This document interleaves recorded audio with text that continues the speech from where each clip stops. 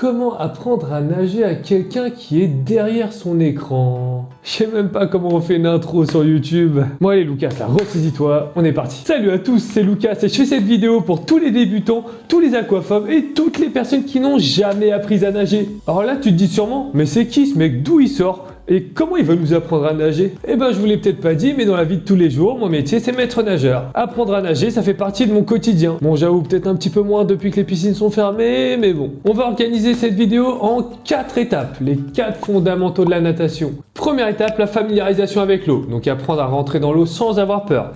Deuxième étape, le corps flottant, réussir à tenir en équilibre à l'horizontale sans toucher le fond du bassin.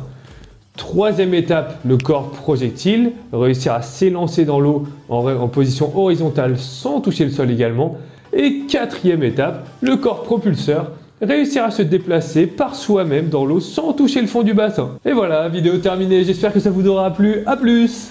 Toi, t'es déçu, hein, vous. Ces 4 étapes sont fondamentales pour apprendre à nager, c'est pourquoi je vais rentrer un petit peu plus dans les détails, mais tout en restant dans la vulgarisation pour pas rentrer dans des termes trop spécifiques et que je vous perde dès le début. On commence avec le premier qui est la familiarisation. Pour ceux qui arrivent déjà à mettre la tête sous l'eau sans problème, je vous laisse avancer jusqu'à la prochaine étape. Je mettrai un menu sur la vidéo. Avant de tenter quoi que ce soit, il est important que vous compreniez qu'il faut avoir un bon rapport avec l'eau, que ce soit enfant ou adulte. Et cette étape commence tout simplement avec la douche avant de rentrer dans la piscine. Ça peut peut-être vous paraître vraiment anodin, mais ça joue. Prenez une douche, prenez le temps de vous mouiller tout le corps, les cheveux, le visage, bien 2-3 minutes, pas une petite douche de 10 secondes comme ça, on rentre hop et on ressort tout de suite. Ensuite, lorsque vous arrivez tranquillement au bord du bassin, vous allez vous diriger vers le petit bassin. Que ce soit tout seul ou avec votre enfant, il est important que vous alliez quelque part où vous ayez pied. Une fois que vous êtes au bord du bassin, vous rentrez tranquillement dedans jusqu'à arriver au niveau de la taille environ.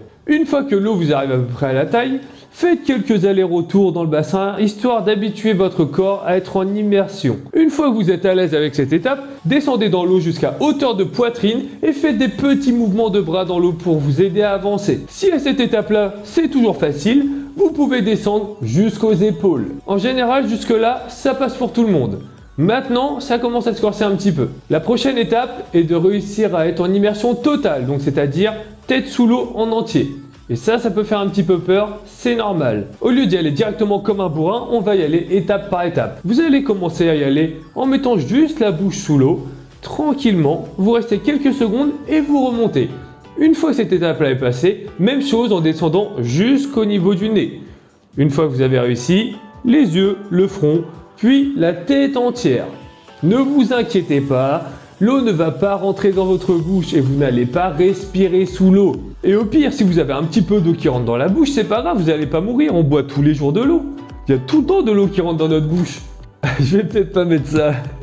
Donc petit conseil, si vous avez peur que l'eau rentre dans votre bouche ou que vous avalez de l'eau, etc., fermez-la en entier ou, encore mieux, vous soufflez par la bouche. Si vous soufflez et expirez votre air, c'est sûr que l'eau ne rentrera pas. Quand vous allez commencer à vraiment apprendre à nager, vous allez remarquer que c'est obligatoire de souffler dans l'eau lorsqu'on fait nos mouvements. Une fois que vous avez réussi à mettre la tête complètement sous l'eau, disons pendant 10 secondes, vous avez réussi l'étape de la familiarisation dans l'eau. Deuxième étape, le corps flottant. Attendez 2 secondes, je relis mes notes. Comment j'ai formulé ça? Ah oui! Une fois que vous avez réussi à passer l'étape de la familiarisation, il est très important que vous vous rendiez compte que notre corps flotte dans l'eau. On ne coule pas. En effet, notre corps est fait de graisse et la graisse, ça flotte, tout comme l'huile sur l'eau. Le deuxième facteur qui nous fait également flotter sont tout simplement nos poumons. Donc, plus on remplit nos poumons, plus on flotte dans l'eau. Bien sûr, la flottaison dépend de certaines personnes. Il y a certaines personnes qui ont une densité osseuse plus élevée que les autres. Du coup, ces personnes-là auront plus tendance à couler. Mais même si certaines personnes auront un peu plus de mal à flotter, tout le monde flotte dans l'eau, je peux vous l'assurer. L'exercice par excellence pour apprendre à flotter dans l'eau est tout simplement l'étoile de mer. Pour ce faire, vous allez vous allonger sur le dos en regardant le plafond, écartez vos bras et vos jambes pour prendre le plus de place possible dans l'eau. Inspirez au maximum pour remplir vos poumons, placez-vous à l'horizontale et normalement, vous devez flotter. Bien sûr, vous n'allez sûrement pas y arriver du premier coup, mais c'est comme tout, on n'y arrive jamais du premier coup. Essayez, c'est encore jusqu'à ce que vous y arriviez. Petit à petit, votre corps va se décrisper et va prendre l'habitude de rester dans l'eau et va flotter de plus en plus longtemps. l'idéal serait de tenir au moins 10 secondes dans la position de l'étoile de mer sur le dos et sur le ventre. Donc pour ce qui est sur le ventre, c'est la même chose que sur le dos, sauf que vous avez la tête dans l'eau. Petite parenthèse, rester à l'horizontale nous permet de flotter beaucoup plus parce qu'on prend beaucoup plus de surface dans l'eau, alors qu'à la verticale, notre densité se concentre sur un point, ce qui lutte énormément contre la poussée d'Archimède. Ensuite, troisième étape, on va parler de corps projectile. L'objectif ici, c'est d'aller chercher vos premières sensations pendant que votre corps est en train d'avancer dans l'eau. Pour ça, je vais vous donner un exercice très simple à faire qui est juste de glisser dans l'eau. Mettez une main au bord, tournez-vous vers le bassin. Et avec vos pieds, vous allez pousser contre le bord pour avancer en fusée le plus loin possible dans l'eau. Répétez cet exercice des dizaines de fois jusqu'à réussir à faire au moins 5 mètres sous l'eau et à sortir à la surface. Cette étape va vous faire prendre conscience que la position allongée facilite énormément l'écoulement de l'eau. De plus, on va chercher encore une fois à travailler l'horizontalité dans l'eau, ce qui va vous faire glisser au maximum. Avoir une bonne glisse est l'objectif de tout nageur confirmé, mais ça, je ne vais pas vous en parler dans cette vidéo. On arrive enfin à la quatrième étape, qui est tout simplement le corps propulseur. Le corps propulseur, c'est exactement la même étape que l'étape précédente, sauf que cette fois-ci, vous n'allez plus vous aider du bord pour avancer, mais vous allez avancer par vous-même.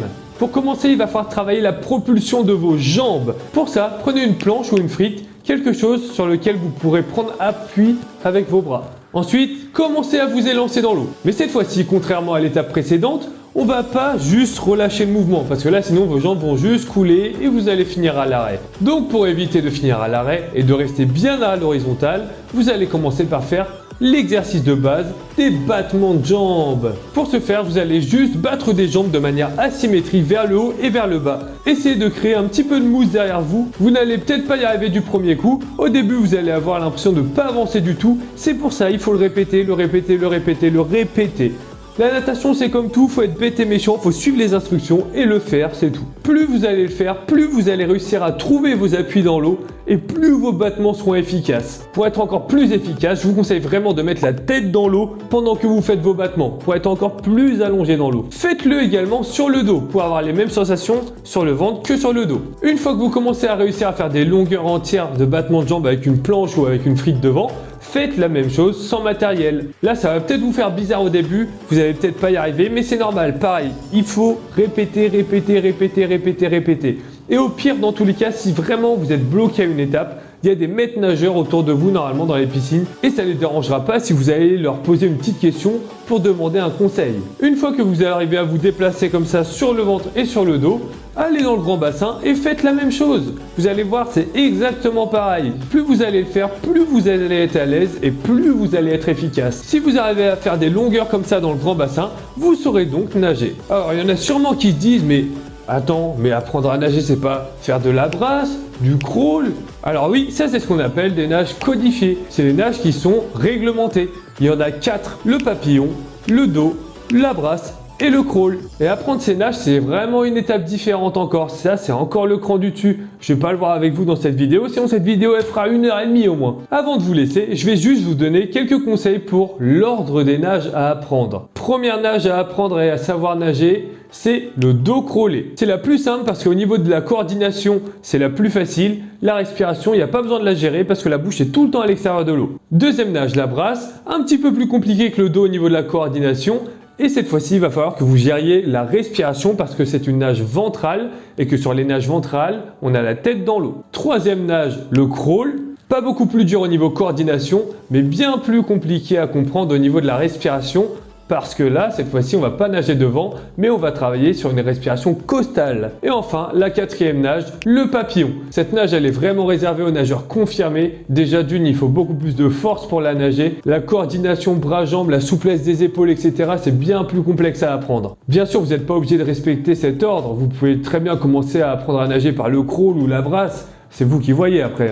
Dans tous les cas, j'espère que cette vidéo vous aura permis d'y voir un petit peu plus clair dans tout ce qui est apprentissage de la natation, comment apprendre à nager, comment notre corps fonctionne dans l'eau, etc. Pour plus de détails, j'ai écrit un article à ce sujet qui reprend toutes les étapes une par une. Je vous mets le lien dans la description. Sur ce, j'espère que maintenant je ne vais plus voir personne se noyer à la piscine. Allez, à plus!